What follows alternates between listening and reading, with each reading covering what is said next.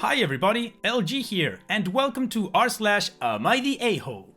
Now for this next story, the title says plenty. We do have an update, but I just have to say before I read it, that this story is unlike any other story I've ever read from this sub, and OP is somebody I honestly cannot comprehend. So now let's leave the suspense aside and get on with the story. This one's from user Vieira28. Am I the a-hole for going to a pre-planned vacation with my family rather than my boyfriend's mom's funeral?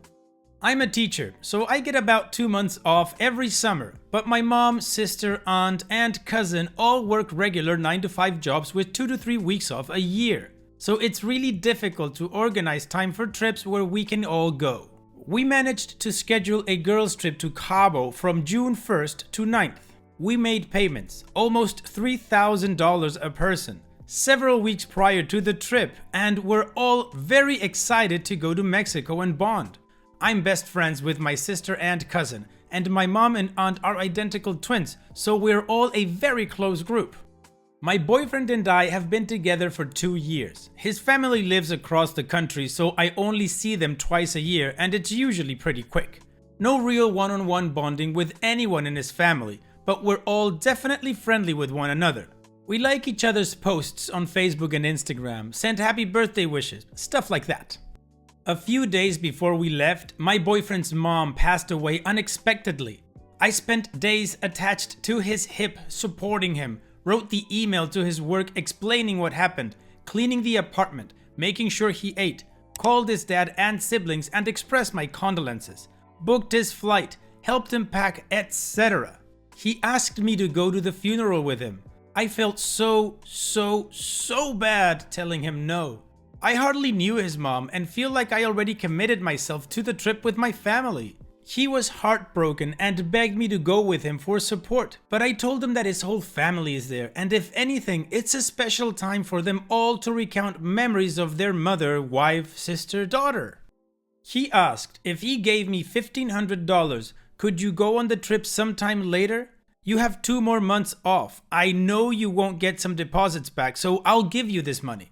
And I honestly felt so bad, but the thing isn't the money. Although obviously as a teacher, I'm not swimming in money. But it's about how this is the one time a year that the women I'm closest to can get together. My mom and aunt told me, we want you to come with us, but it's ultimately up to you. Whereas my cousin and sister were like, you should definitely come with us. It'll ruin the trip for us if you're not there. Just come, etc. My boyfriend was upset and left mad at me. I called and texted a bunch, but he didn't respond until days later. Anyways, I went to Mexico and came back on the 9th, and things have been weird with us. Sometimes he's really close with me like usual, other times I can tell he's mad I didn't go with him. He said he's not furious at me, but just disappointed and sad that I chose to go party instead of be there with him. Says he would have dropped anything for me. Keeps emphasizing that I have 2 months of vacation, but he doesn't get that no one else in the group has that kind of vacation time. I really couldn't reschedule. And the community, without hesitation, said that OP is the a-hole. So much so that the moderators had to ask the community to please be civil to OP. So now let's go take a look at those community comments to see why they think OP sucks so bad. MJS Bunny says, bloody hell, yes you effed up. Your boyfriend's mother died. Not his neighbor or friend or co-worker, his mother. And as his partner, someone who allegedly loves him, you should have been at his side at the funeral. Your family have come off as incredibly selfish here, so I can see where you get it from. My mother would have been like, goodness, of course you have to go. How on earth were you able to enjoy yourself, knowing that he was more than likely having a difficult time? Yes, he would have had his other family around him, but he clearly wanted you to be there, and I can guarantee that the rest of the family weren't impressed with your decision and it was 110% disgust. Where's X? Why didn't she come? She's in Cabo? Huh? And the fact that he even offered to reimburse you for some of your outlay shows how badly he wanted you there. But you chose other people over his needs. In addition, you went with your mother, which would have just reminded him that he doesn't have a mother anymore. Personally, this is a deal breaker and I would break up with someone over this. Imagine if the shoe was on the other foot. Your mother dies and he's like, Zaz, but I'm still going to go on the bros holiday. We cool though, right? How utterly selfish and self-centered are you? Ugh, you're the a-hole. You're so the a-hole here and no one can convince me otherwise. Fat Man J says, you're the a-hole. It's a lot of money to spend on a trip and lose, but your boyfriend's mother died. It doesn't matter how much you knew her. He's your boyfriend. On top of that, he offered money back for expenses. Granted, not the same amount, but still some. You have all the time in the world to plan another trip with your own mother. Turn the situation around. How would you feel? Deleted said, you're the a-hole. It might be the one time in a year you get to go on holiday with that set of people, but it's the one time in his life he'll lose his mother unexpectedly. This is probably the worst time in his life, and you chose a holiday. Wow, OP, you are a true a-hole, and apparently you can't even see it because of how much you were trying to justify your actions. You suck. Your boyfriend's mother died, and you went on a trip to Cabo to party. I only see them twice a year. There's no one-to-one bonding. We just like our Facebook and Instagram posts and sent birthday wishes. My mom said she really wanted me there. My cousin and my sister said I'd ruin the trip if I don't go. So many justifications for being a crappy person. I honestly don't think you feel bad. I think you know you should feel bad, but don't feel anything. What do you guys think about this situation, and OP in particular? Let me know in the comment section. And now, let's move on to the update 1 year later to see if OP learned anything. It's been over a year since my previous post, which can be found in my post history. A lot has changed. I've taken the time to really think about what happened.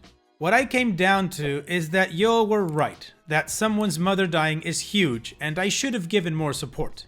I sat down and spoke to Jamie about my feelings. This conversation happened about 3 months after the funeral. He said he was upset with what happened but wanted to move on from the argument because our relationship means a lot to him. I told him I'd been thinking about it and what it all came down to is that my feelings for him weren't as strong as they should be. If we've been together for 2.5 years and my feelings are starting to fade, then we should take a break. He was upset and crying a lot, but I told him that this would be better for both of us. This way, we can think about what really matters and how much of the past to hold on to, as well as the love we have for each other. I ended up calling him about a month after that conversation and breaking things off. He's a great guy and I should have been better to him. Things took a very sad turn for him and I will miss him always. I think I could have and should have handled things better than I did. Thank you all.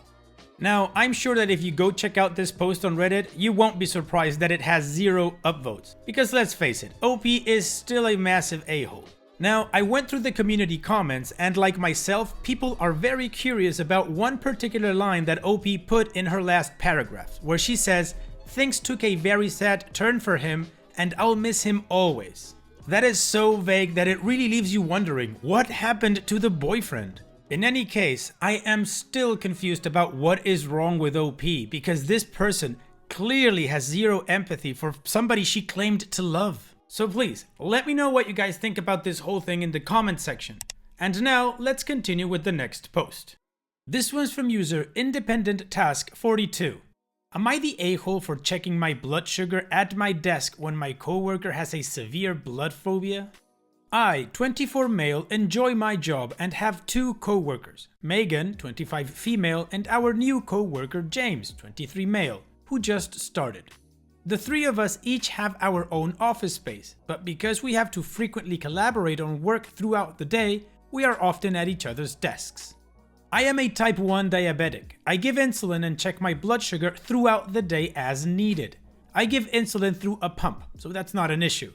Checking my blood sugar involves pricking my finger to draw a drop of blood. The blood gets sucked up into a test strip that is connected to a glucose meter, and the meter displays the reading. The whole process takes like 10 seconds. I was checking my blood sugar in my office right when James walked over. Immediately, his face went white. He looked like he was about to puke or faint or maybe both. I was like, "Dude, are you okay?" He told me that he has a major blood and needle phobia and gets therapy for it. I explained what I was doing and why it was necessary, and he said it's freaky that I have to make myself bleed multiple times a day. He told me he never wants to accidentally walk in on me checking my blood sugar again, because he could pass out. I said that if I'm checking my blood sugar and hear him coming over, I can call out a warning like, "Give me a sec." He said that won't work. Just knowing that I'm doing that just before he comes over is enough to freak him out, and that he would be stressed that I might not hear him walking over. He told me I should check it in the bathroom from now on. I told him that I don't think I should have to do that and it's unsanitary. He said another option was if I only check my blood sugar at certain times, say 9 AM, 12 PM before eating lunch, and 4 PM. That way he'd know when to avoid me. I said these things can't always be predicted. I'll need to check if I feel my blood sugar going high or low. He said he understands that I have diabetes, but that he also has a special need, his blood phobia, that needs to be accommodated, and that he doesn't want to have to avoid me at work and only talk to Megan for fear he might see me checking again. He said he'll talk to HR about this and that he'll tell them that I refused to compromise with him. That was last Thursday, before the holidays. Tomorrow, I'm thinking of going to talk to HR before James does. But first, I need to know that I'm in the right here. So, am I the a-hole for not being accommodating of James's blood needle phobia and checking my blood sugar as needed at my desk? And with close to 25,000 upvotes up to the moment of this recording, the community has deemed that OP is not the a-hole. So now let's go check the community comments to see why. Sleepy Felines says, not the a-hole. Your blood sugar being too high or too low could literally kill you. You did offer to compromise. You offered to warn him if you heard him coming over. The bathroom is not sanitary for checking blood sugar.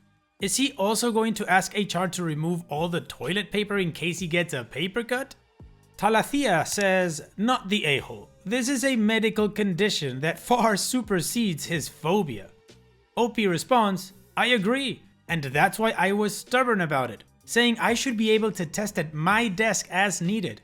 Also, because he made me feel like crap about my diabetes, implying it's freakish and all that.